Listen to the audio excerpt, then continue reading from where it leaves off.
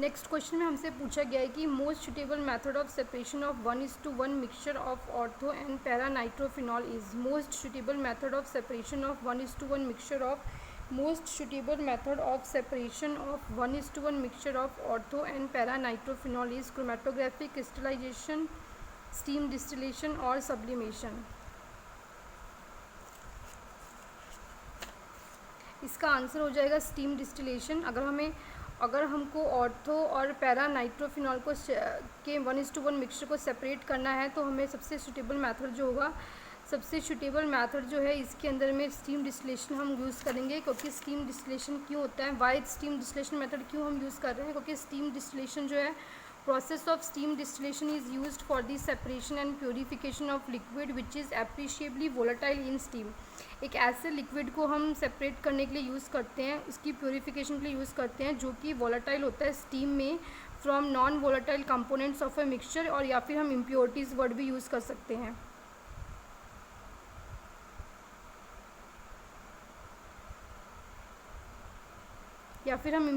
Word भी use कर सकते हैं। सबसे पहले हम स्ट्रक्चर ड्रॉ करेंगे ऑर्थो नाइट्रोफिनॉल और पैरा नाइट्रोफिनॉल का। ऑर्थो नाइट्रोफिनॉल में जो नाइट्रो ग्रुप है वो ऑर्थो पोजीशन पे प्रेजेंट है। ये 1-2 जो होती है, 1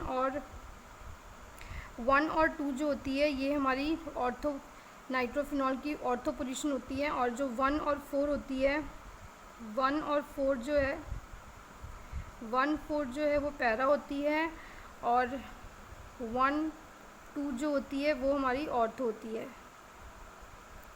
तो इसके केस में, ऑर्थो के केस में हमारे पास में इंट्रामोलिकुलर हाइड्रोजन बॉन्डिंग है, क्योंकि इसके केस में ऑक्सीजन जो है नाइट्रोजन और ऑक्सीजन के कंपैरिजन में ऑक्सीजन मोर इलेक्ट्रोनेगेटिव है, तो ये हाइड्रोजन बॉन्डिंग में इन्वॉल्व हो जाएगी। Oxygen is more electronegative than nitrogen and forms intramolecular hydrogen bonding and is intramolecular hydrogen bonding के केस में जो ये है, ये ईजिली जो है वोलेटाइल हो जाएगी। मीन्स ये स्टीम के साथ में, वाटर वेपर के साथ में ये भी जो है वेपराइज हो जाएगी, क्योंकि इसका बॉइलिंग पॉइंट जो है वो लेस हो जाएगा।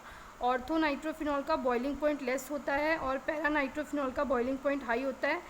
इंट्रामोलिकुलर हाइड्रोजन बॉन्डिंग के केस में लेस बॉइलिंग पॉइंट हो जाएगा, और इंटरमोलिकुलर हाइड्रोजन बॉन्डिंग केस में हाइयर बॉइलिंग पॉइंट हो जाएगा। दो मॉलिक्यूल्स के बीच में अगर होती है, इंटर मीन्स जब दो मॉलिक्यूल्स इन्वॉल्व होंगे, और intramolecular means within one molecule.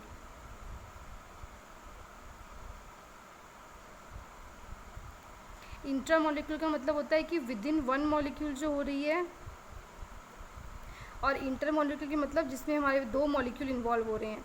दो मॉलिक्यूल्स के बीच में हमारे जो बॉन्डिंग होगी, ऑक्सीजन मोर इलेक्ट्रोनेगेटिव है, तो इंटरमोलिकुलर हाइड्रोजन बॉन्डिंग में हाइयर बॉइलिंग पॉइंट होगा, तो ये जो है डिस्टिलेशन फ्लास्क के अंदर में रह जाएगा। और इंटरमोलिकुलर हाइड्रोजन बॉन्डिंग जो विद इन वन मॉलिक्यूल होगी, एक ही मॉलिक्यूल इन्वॉल्व हो रहा है, ऑर्थो पोजीशन है, 1-2 पोजीशन में ऑक्सीजन मोर इलेक्ट्रोनेगेटिव है, इंटरमोलिकुलर हाइड्रोजन बॉन्डिंग हो रही है, लेस बॉइलिंग पॉइंट है। लेस बॉइलिंग पॉइंट है तो ईजिली जो है ये ऑर्थो नाइट्रोफिनॉल जो है ये स्टीम में वोलेटाइल हो जाएगा। Steam means along water vapours, जो ये अलॉन्ग वाटर वेपर्स ये भी इवेपोरेट हो जाएगा।